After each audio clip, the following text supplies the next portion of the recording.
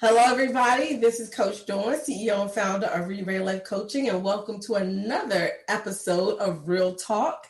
And I am excited. So this is our last episode or podcast broadcasting for the year, and of course we're doing it Reid Ready style. We're kicking it off with a bang, and I have a group of phenomenal women coaches, Black women coaches, who are going to introduce themselves, because you guys know, I figure my guests can introduce themselves way better than I can. They know who they are and they know who they coach. And so we're going to introduce them, and we're going to get started pretty quickly with the topic, the coaching business versus the business of coaching, and why so many coaches, in particular, coaches of color, why we're not being as successful as we can because of having the confusion between those two, or focusing only on one and not finding that balance and focusing on both.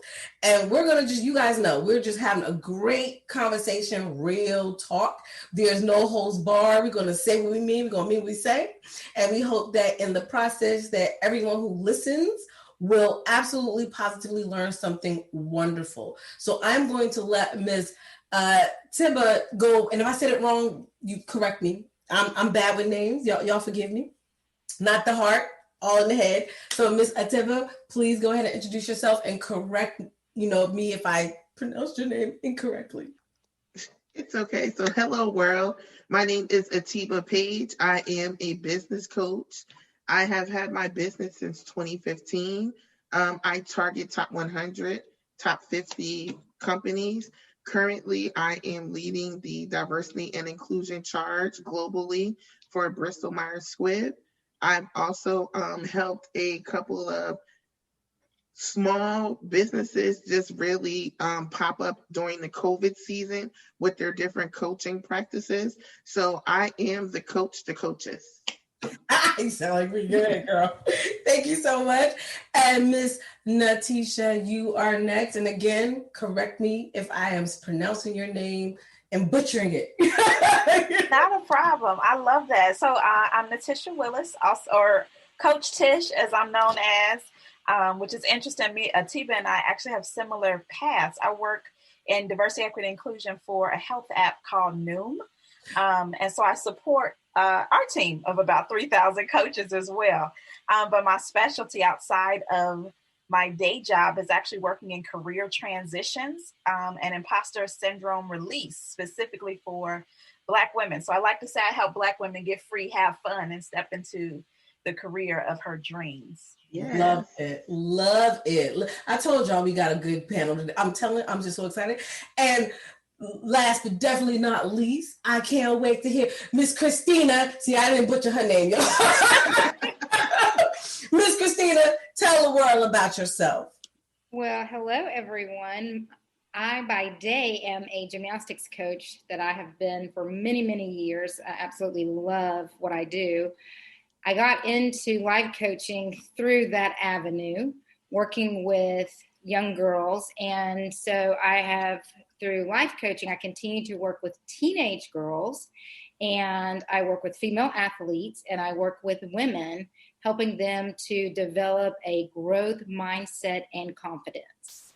Nice. I told you guys, like, fabulous women coaches in this industry. And as you guys know, one of the things I pride this particular show on is that I really want people to understand there are phenomenal coaches of color out there. And one of the difficulties that I've heard, like even with organizations who are trying to bridge that gap of getting more diversity into their organizations, and the common comment is usually it's very difficult to find people of color that are coaches. So I'm here to display as many African-American coaches or coaches of color on this show. And I think it's important that we highlight them so that people know how to get to them. So I am very excited. And it looks like we are getting quite a few people in here. And I'm so excited about that. So I'm gonna get started. So I want to welcome those who have popped on in. Thank you. So ladies, one of the things, it has been like really on my heart. And if you guys keep hearing a lot of the buzzing, that's just people coming in, and I'm just letting them in, and I'm very excited to have you guys. So welcome everyone that's coming in. So this particular topic has been this on. Peaches? No, I'm sorry. I think you got the wrong number. Oh my God. I am so sorry, ma'am. I'm sorry about that. And we love it. That's what we love live. It's all good. Okay. It's all good. It's all good. And so this topic has been on my heart for a while, actually. And it came about because in one of my training programs, I was talking to one of the learners, and the desire was to start doing their website and not really thinking about the business. Or when I talk to learners, I'm like, why did you get into coaching? Oh, I love helping people. Oh, I'm passionate about people. Oh, God called me to do this phenomenal work. And that's all good. But then we forget about the business part. Are you registered? Are you legal? Are you a certified business? How are you marketing? Who's your target market? Like, that's even a bigger thing that I find that they're even struggling with. Who do I coach? Right. And so I thought it would be a good opportunity to hear from different coaches on this topic, that the business of coaching versus the coaching business. So you guys can jump right in. My first question to you is, what do you feel is the difference between the two? Like, what is the business of coaching compared to the coaching business? I'll go ahead and say that. I think having what I would call a business passion, it makes sense. Obviously, I mean, we all have to work, and it's really difficult. I've been fortunate enough that I've never gone to work a day in my life. Number one, I'll say that, even on my day job, I've never worked a day in my life because I truly have a passion for what I do. So I do think it's necessary to have a business passion. I will say that. And because it's been proven that is a key factor in why the small business that are successful make it, because that person has a passion for their business. Sure. Having said that, though, passion alone is not enough. It's not enough to make a business successful. And I have this thing that I like to call the 3 Ps that a business needs to be successful. And you need a business plan, which is your blueprint to where are you going? What is it? I mean, you got to know where you're going. And then a financial plan, how you're going to get there once you know where you're going. And then the third one is a marketing plan. Who will help you get there? In other words, your target market. Yeah. Who are the people that you're going to? Who you talking about? Yep. How will you reach them? Like in terms of marketing plan, it's going to help you figure out how you're going to reach them and when you're going to reach them. What juncture along the way? What's going to get you there to reach them? Absolutely. So I think in terms of the 3 Ps, the knowledge and the business plan, the financial plan, and the marketing plan, all of that needs to guide that passion. Right. That you have to be successful. Right. Absolutely. Well, come on, ladies. What else? Anybody else like same kind of ideas or anything different? I think for me, when you say the coaching business, right, what I think of automatically is really the coaching industry. Most coaches that I think for me, this was like an epiphany. I remember the moment when I realized what industry I was in, because for the longest, I didn't know, right? I thought I was in the coaching industry. Right. The truth of the matter is most coaches are in the self-improvement industry, right? And so because we don't necessarily, we'll talk about that, but the coaching, so when I think of the coaching business, I think of the industry, right? Compared to the business of coaching, it's like, okay, what are we actually here to do? Like, what is it that I'm doing? And I see that as, the business of coaching is facilitating change ultimately, right? Like that's what we're here to do. It makes sense. Yeah, it is. So Good. For me, it's commitment. Mm-hmm. So because of the fact that you have to commit not only to yourself, you're going to be raising your hand to commit to this community that you want to help take to the next level, but you also need to commit to your business. Mm-hmm. So am I going, what, like Christina said, what tools do I need to help me get this train there? And then you have to commit to doing what you need to do to get those other resources, because we can't do it all.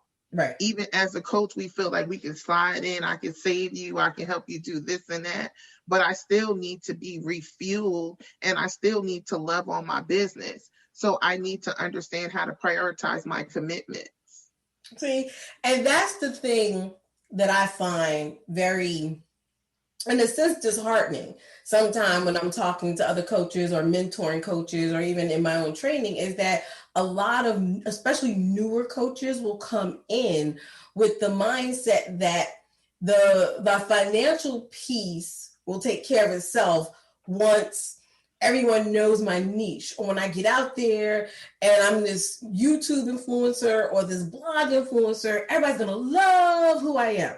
And so I'll get all the money and then everything else will, it'll take care of itself. But it doesn't quite work that way. You really have to have a certain business acumen in order to run a successful business. And like Christina said, and like you all have even alluded to, is that your passion alone isn't enough. There is a commitment that you have to have. And even a commitment to your own professional development, because that's another thing that I see a lot of. We'll get in and go, okay, I got my cert. I'm good. I'm done. And it's like, you are forever student. Oh, what's coming up for you? Natisha. Yes. What's coming up for you? Just call me Tish. I think for me, you're right. Like that is like, I mean, it's so interesting to see coaches who don't invest in coaching. Oh my God. Because we're in the self-improvement industry. It's so interesting to see professionals, because ultimately, right, we're self-improvement professionals who don't invest in the improvement of self. It doesn't make sense, does it? Well, and I think it's because we don't know what industry we're in, right? We assume that, okay, I've reached the pinnacle of my success. And so my job is now to sell people on the path that I came, or the path that's going to make a lot of money. Right. As opposed to, right? As opposed to continuing on the path and increasing your skills and just continuing to grow. I mean, like I think about it for myself, right? Like I put together an imposter syndrome workshop. Right. And I've done it 5 times. Right. And I still find myself at night reading research articles on imposter syndrome. Going to Google Scholar and finding new stuff. And attending more imposter syndrome workshops. And still like learning more. Like every time I've done the workshop, I've adjusted something because I learned something in between the last time I put it on. And then, so I'm like, it's interesting. It's interesting to me that so many of us don't continue growing and then get an attitude when somebody else enter the same quote unquote lane we're in. Exactly. And I do nobody will step on your foot. Nobody will step on your toes if you move your feet. Exactly. I love that. And I do find it interesting when I talk to a coach and they say they don't have a coach. I'm like, I have a coach, I have a mentor. Like, what do you mean? A therapist? I mean. Oh God. So what's interesting, Tish, you're alluding to that they don't want to have the continuing education. What is blowing my mind are the new ones that are coming in that are balking at even getting certified. Like they even like, is it necessary to get certified? It's like you're embarking on something that you have never done, and because it's your passion and mama them and auntie them told you that you are good at it, and so you're going to come in and you don't even want to make an initial investment, or you want to go the cheapest route about it. let me be fair, right? Because I came out of higher ed. I worked in higher ed for close to 10 years. Okay. And my second coach certification was within the university that I worked at. Okay. I am very clear, and I'm okay with people not necessarily wanting to get a cert, and here's why. Okay. When we get certified, everything we read was written by, for, and about white folks. That's the only, and we do not see ourselves nowhere in the literature.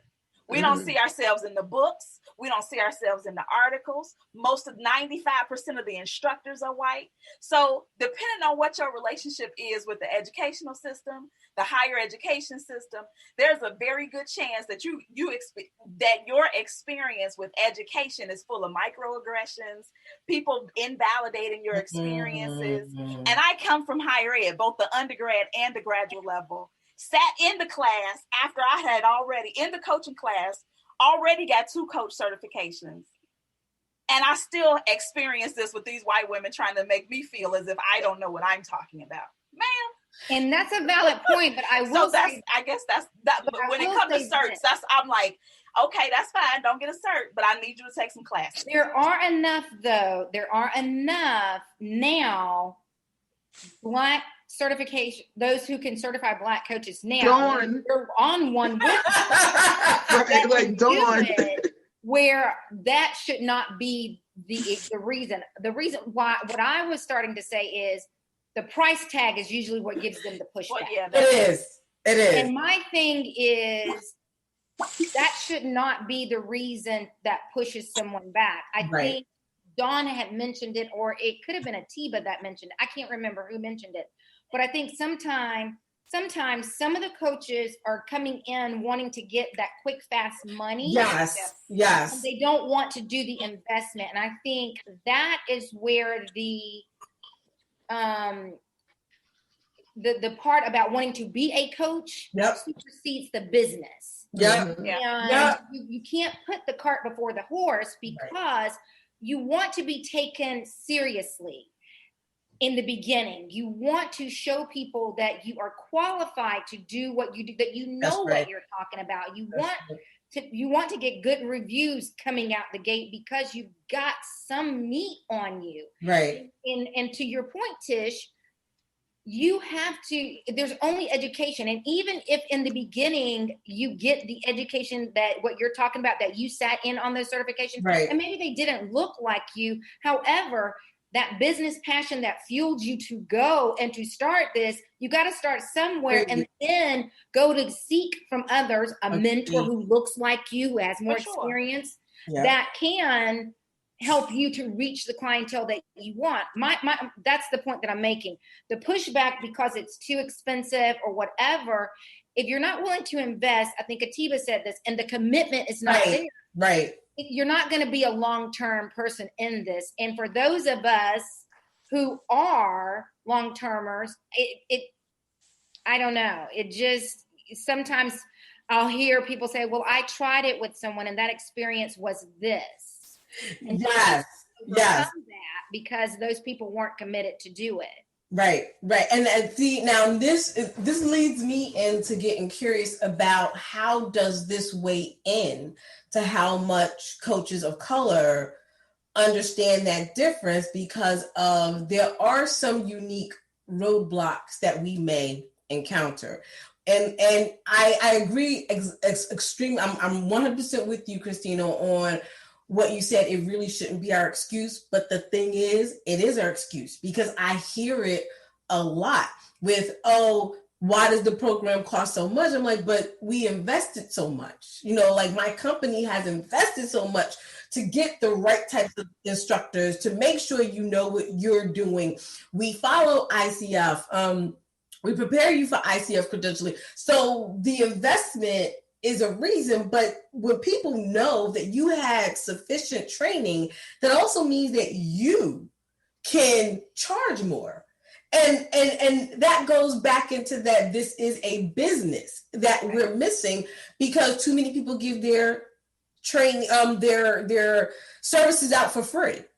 or too many people undercharge themselves. Like, I'm doing $15 a session. It's like, okay, that's because you went to Udemy for $20 and now you feel like you can only charge $15. Like, it's kind of relative. So, like, can you guys speak to that, or do you have any thoughts about that connection?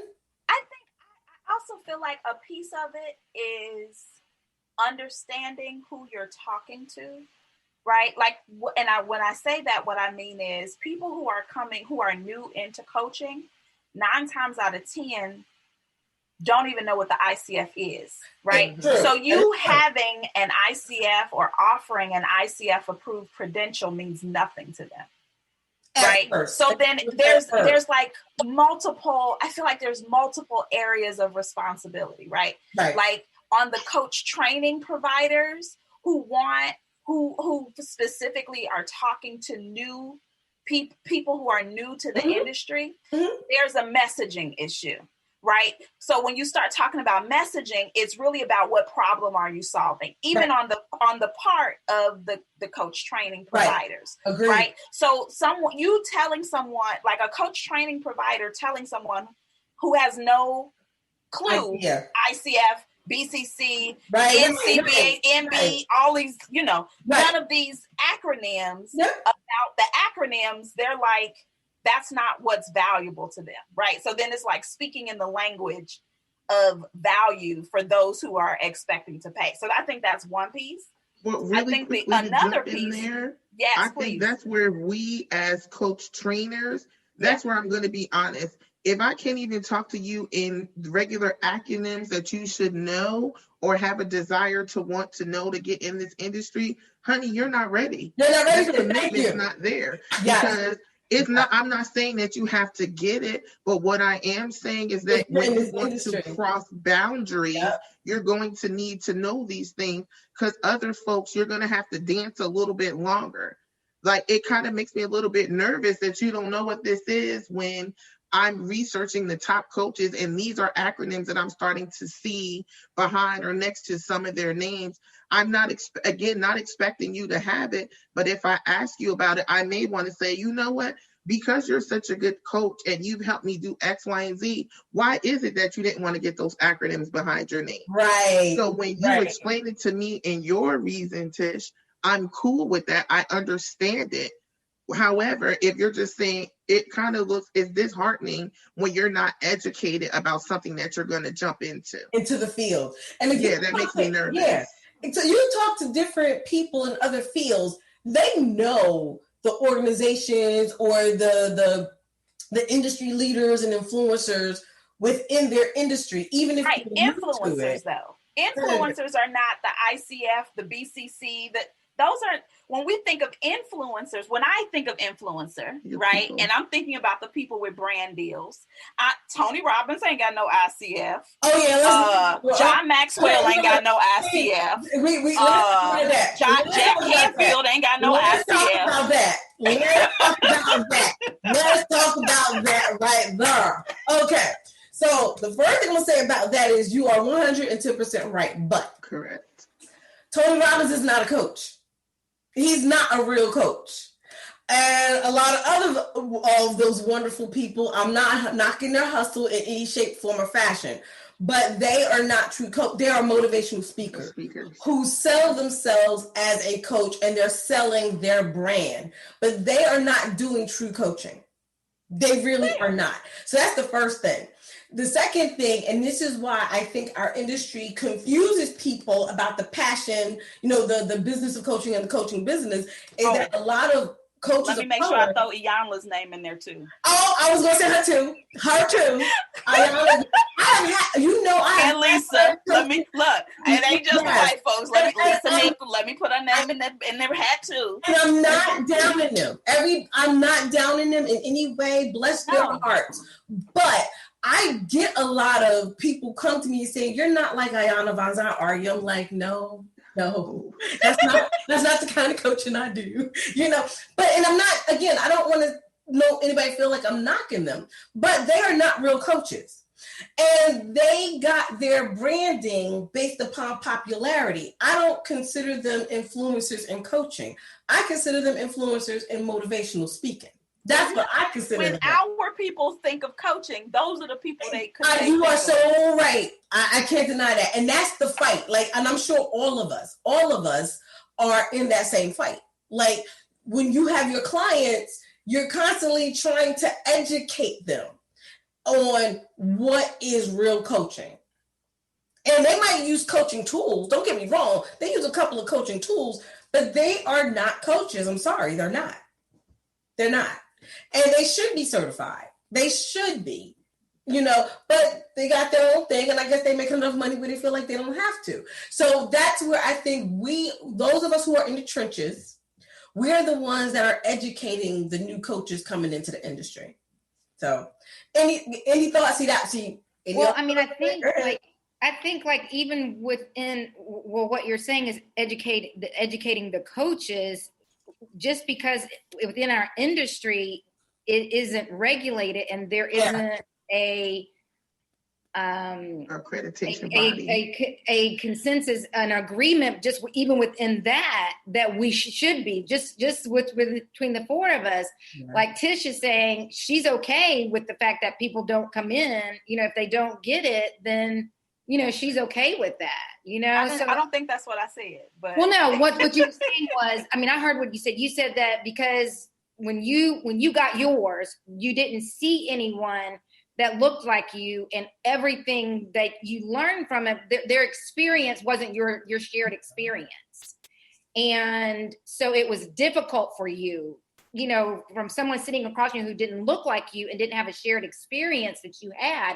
That was difficult for you to have that association.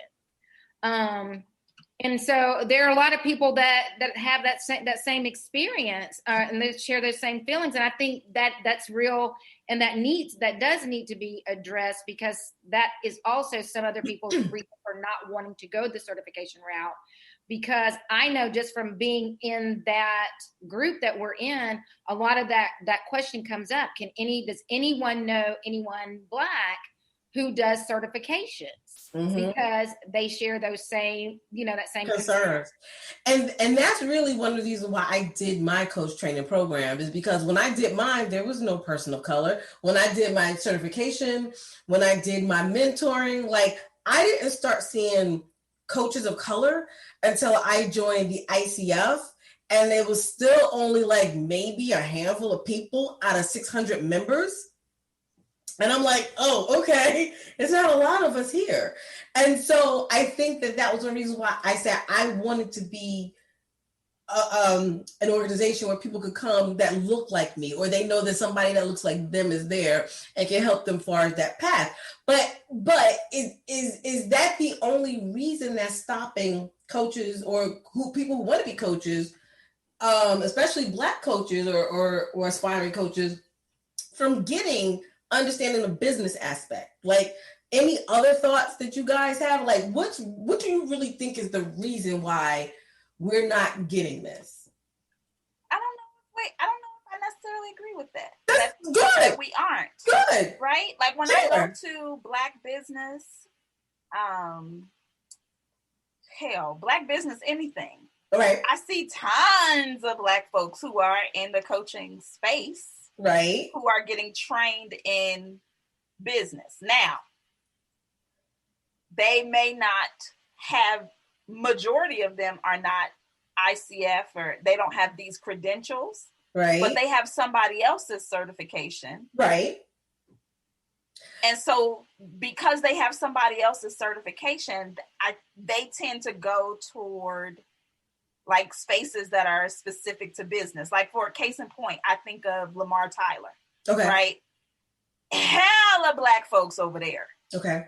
Of all business types. Now, Lamar is an expert at e-commerce. Right. But that don't stop the coaches from congregating, because I don't think there's this clear delineation that just because somebody does amazingly well at selling products, mm-hmm. that you can you can use their same process and do amazingly well at selling coaching. Thank you. So I think that there are Black coaches who are looking for business help, but they are not in the spaces that are right. Like when you think about success, like Lamar is, all over the place, and he has this $1 million mastermind, right? So if I'm a new person, when I was a new person, I'm looking at, okay, who are the most successful in the space? Right. I didn't know until later that it was like, oh, it's not just successful. You need successful coaches. Okay. So then who are then for me, it became, okay, it's not just successful coaches. Who are the successful coaches who ain't burnt out, who ain't like manipulating folk with their marketing? Right. Like it became, right. But I get I don't know. I get the sense that where we are now, it's kind of like a funnel almost, right? Like you have a ton of people at the top and we're somewhere at the bottom, but I think the people are coming. They got to spend more time in the industry, like messing up and spending money here and throwing money away there. But then doesn't that connect to what I'm saying is that we aren't getting it then? There is something about this we're not getting. Right. I feel like we do. We just get it in different places. True. Let's see. Let me. It's like saying folk don't go to if folk don't go. People are leaving the church in droves, so they're not getting God. I don't know if they might be getting God somewhere else. No, to speak to that point is not saying that because they don't go to ICF or BCC or IAC that they're not getting it. That's not the point. The point is that a lot of our people will go in. Let me paint the picture. And this is a real thing. So I'm gonna paint the picture. Go in, they got their website up, but they're not a registered business at all. Okay. They don't really know the difference between coaching and therapy, and they use a lot of buzzwords, and they go in trying to fix you instead of coach you. So they don't understand that part. They didn't get the professional development. Even if you only do, even looking at my program, some people can go the ICF track. You don't have to. Some people don't go to ICF track, and that's okay. But the point is you had training, or you understand how to set up your business, because part of what I train is how do you set up your business? How do you register it? How do you pay your taxes? What kind of business are you setting up? A lot of people don't even do that. They set up their business, they get their Instagram looking cute, and that's about it. And then they say, I'm a coach. And then they're confused when they're not getting the type of audience, or they're a coach for everyone. All of a sudden, I coach everybody. And it's like, you shouldn't be coaching everybody. Like, you should have a particular type of niche or specialty. While we can coach just about anybody, once you have the skills and tools, you're not going to go and coach every single type of person, because everybody is not for you. Does that make sense? So that's what I'm talking about. That's what I'm saying. Don't you think I feel like that's an advanced skill. Right? I feel like the sexy stuff is what you do in the beginning. It feels like a rites of passage. Like year one, you do the sexy stuff. Let me see. And then when the sexy stuff stopped working, you like, let me dig a little deeper. Like, okay. It's like going after it's like when you're 16 and you just, he cute, I'm a date now. Yeah. No, it feels like a rites of passage for me. No, but I guess that's where we have to be honest with ourselves. Yes. Like, that's what, for me, no matter who I'm looking at, I'm looking for consistency. What is your story? Are you even working towards cleaning up your own story? Right. So for me, what are your resources? Because again, I'm a coach. I'm not a social worker. So do I even have the resources to pivot you to the right point of help? Am I telling you my truth so you really do understand that this is a give and take, truthful relationship? There's a lot of people out here who feel like they can coach but aren't even honest with themselves. That's what I'm getting at. Yeah, like I need you to be honest. Yeah, like you got to be honest. Like, for case in point, right now at the end of the last 2 weeks of every December, I take my website down. I need to do my own year in review. So I need to relook at all of my resources I'm going to give you a year in review of what I've done professionally and personally so you can also see it. I'm not the same person that I was at the end of last year, so that website needs to reflect that. It needs to reflect my growth. It needs to reflect my new tribe. These are some of the powerful coaches that I've met throughout the year. Right. Because again, I may not be for everybody, but I also think where other coaches fail is that we don't take time to get to know each other. Just because I don't go to the IMC doesn't mean I can't learn something from each of you women. That's right. So get to know your fellow coaches too, because again, I don't know everything, but you know what? Dawn, Christina, or Tish may got you.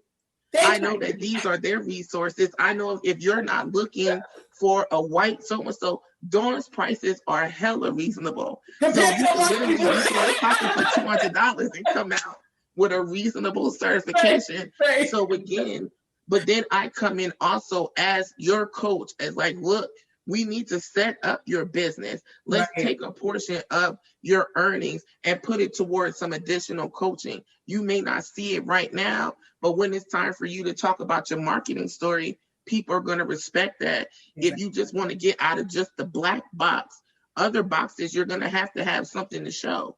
Exactly. So again, where we want to go with this yellow brick road. Right.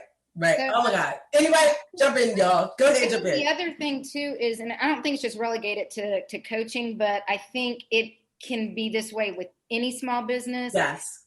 If in order to be successful with a business, you can't treat it like a side hustle. Mm-mm. It's got to be a love. Say it again for the people in the back, please. Yes, it can't be a side hustle. It can't be that, well, I've got a day job, and well, if I feel like it when I get off, if I'm not too tired, then maybe hopefully, if I get a burst of energy, I'm going to work on this. Yep. No. You got to burn the midnight oil. I mean, there are going to be some times when you are going to sleep and the sun is coming up and you going to get maybe a couple of hours.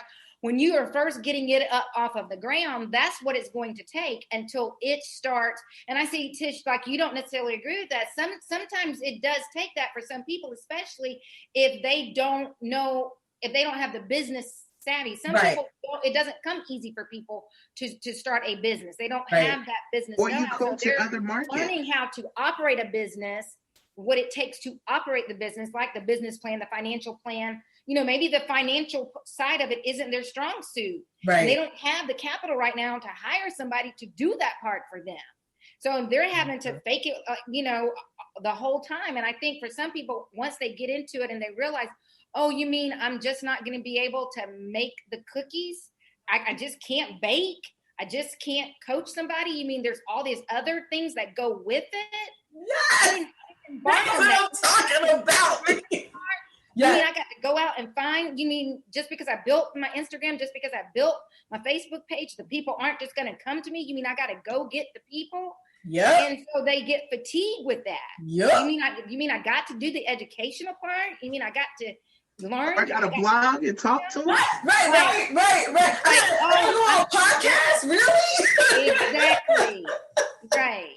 Yes, that's exactly what I'm talking about. There is this disconnect because we all we see is, some of us, not all of us, some of us go into it, I think, that because I love doing this and because I feel like I'm good at it, people will love me, so it'll be successful. But there's so much behind the scenes that you have to do. It's not just coaching. Like a lot of people think all they're going to do is coaching, but technically your business should be a little diversified. Whether you majority coach and you do a couple of little things like write a book or you do some workshops or whatever, you're still going to do some other streams of revenue within your company.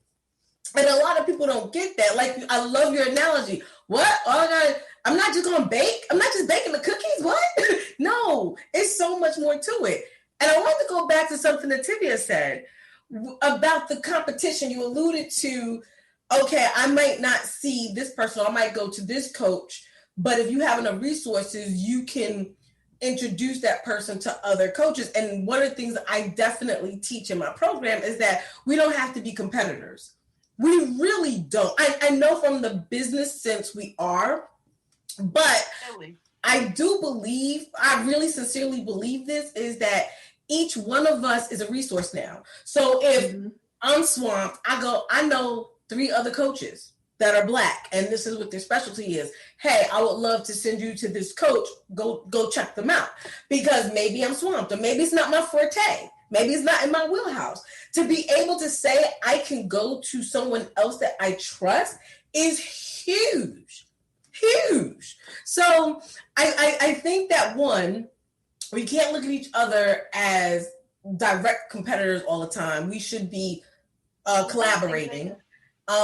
And 2, to go back to how do we close this gap? Like, how do we close this gap of information? What can we do as coaches? Pull that veil off. Go ahead. Yes, Vivian. Keep pulling that veil off. Like, to be an effective coach, I'm going to have to coach you sometimes. It's not always going to feel good. So let's be honest. We're going to have to walk in this truth, coach. I did a spot check of your website and X, Y, and Z. I was with you at so-and-so summit. Why is that not on your website? Right. Like, let's really talk through these things. Or I'm going to make sure that I create a safe space that you feel like you can come to talk to me without being judged, because I know what it feels like to start from the bottom. Because no matter what, we all start in there. I too had to build my clientele, but this is what I did. I want to give you some of these nuggets so you don't have to work so hard, because I don't see you as competition and I feel burnout running on my heels. Come on, coach, I need another valuable resource. Because there's a ton of us out here that need this help, and I'm tired. Right. I love that. Yes. I love referring people. Like, that's the best compliment I can give to another coach. You know what? I see your work. I respect your work. Here's so-and-so clientele. Yep. I love it. Anybody else? Anybody pick back for on me, that? this is definitely a place where I have to check my own privilege, right?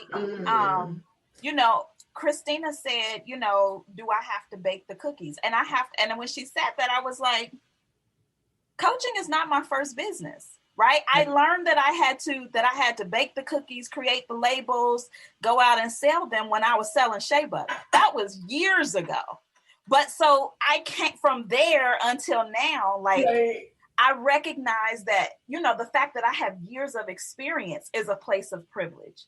The fact that I'm single with no children, I can live in another country, is a place of privilege, right? The fact that I have lived all over the country, even within the US, and I don't have to worry about my family in my ear talking trash, like, that's a space of privilege, right? Yeah, so that's true. When I think about myself as, you know, just a little bit further along on the path, like, there's still some stuff I'm trying to reach, but I recognize that when I'm talking to people who may not necessarily have as much experience, or who are earlier on their path, I recognize that I have to check myself on how I'm talking to folks. Like, I've taken plenty of coach training, but none of those coach training talk about being trauma informed. Right? Like, that's something we don't really talk about in the Black community, how we talk to folk. You know, like, we trigger people and then we congratulate each other for snatching edges. No, because you ain't gonna be able to talk to me like that.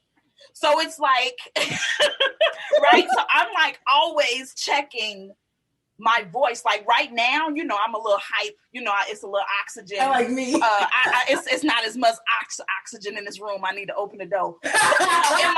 But within my coaching conversations, I am very intentional about lowering my volume, catching my pace, asking questions. Like, coaching is fucking hard work, y'all. Oops. Say it again. It's hard. Like, done well. Thank you. Done well. It's hard. You got to be intense. This is not the same as me talking to my girlfriend. Like, there's a lot of things in my face. You know what I mean? On the day-to-day, I'm not checking my face. Wait, but can we touch on 2 things that you said? Yes. I think 2 important things is coaching with intention, and then making sure that if you could coach past your family, then you're ready. Oh, man. Because, again, we come from communities that be like, you want to do what? Yep. Why do you want to spend your time doing that? Yep. Because I've been doing it for Big Ron, Little Ray, and all of them for the last 10 years inside the family. Let me go ahead and take this gumbo outside and put a label on it and sell something behind it. So again, but coaching with intention is huge. It's huge. That's huge. And this is not for the faint of heart. It's not for the faint of heart. It is not. So I'm glad you said that. So each one of you, I would love for each one of you to tell me what's one thing you would tell a new coach to help them distinguish between the coaching business and the business of coaching. One thing you tell a new coach. Language equals access. Like that's my personal motto. So again, I constantly educate myself. So this way I can prepare myself to talk to different audiences. So language equals access, because again, you're just starting. Right. So even if it's not formal education, even if it's just making sure you're educating about the niche that you want to go in, make sure you're constantly refreshing your language so you can become long-term and not just miss 3 months. Absolutely. Love it. Thank you. I would tell them that applied knowledge is power. Not knowledge is power, but applied knowledge. Do something with what you can go get all the certifications you can and be mentored as long as you can, be coached as long as you can. But if you don't do anything with it, you're just an educated fool. Yes, sis. Yes, sis. Yep. Love it. Yep. What about you, Tish? My favorite saying is what I would probably say, and that's freedom requires friends. Like, no matter what, if you're expecting to get free, if coaching is your vehicle to freedom, like there's just not enough time for you to read all the books. No, so your best bet is there's just not enough time for you to take all the classes and all the certifications. Now, this is me sitting here with 4 coach certifications, so I learned it the hard way, right? Most of us, when we step into coaching, we come from a space where we're used to isolating ourselves and focusing on becoming the best. Right. The quickest way to the top is together. So every class you take, find somebody in there who've taken another class. Every book you read, find somebody who's read that book and some more. Like the more that we create relationships and partnerships with each other, the faster we'll get there. There's like the solo route is the slow route. Period. Yeah. Yes. Absolutely positively. Yes. Absolutely positively. And I think that I would add to the mix is that you have to go beyond the passion. It is great that you feel called or ordained. That's all wonderful. But that's only going to take you so far. And it's important to learn your craft. Every industry tells you learn your craft. If you're going to be a coach, understand what that means.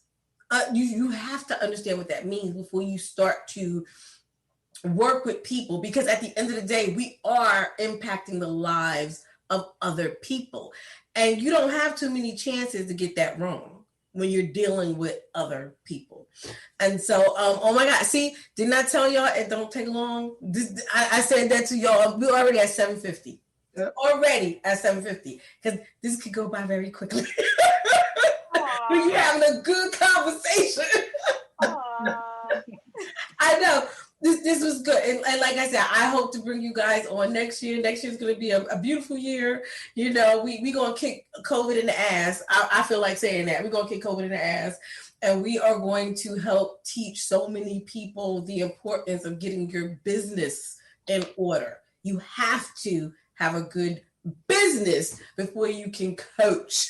So I'm going to let you guys please share with my listeners where can they find you, your website, how they can contact you. So here's your little plug. Go ahead, do your little plug, ladies. Tish, I'm going to let you start us off. You first in my box. Good deal. So you can hit me on Instagram at Coach Tish. My website is natishawillis.com, NATISHAWILLIS.com. Awesome sauce. And Miss Christina, you're next in my box.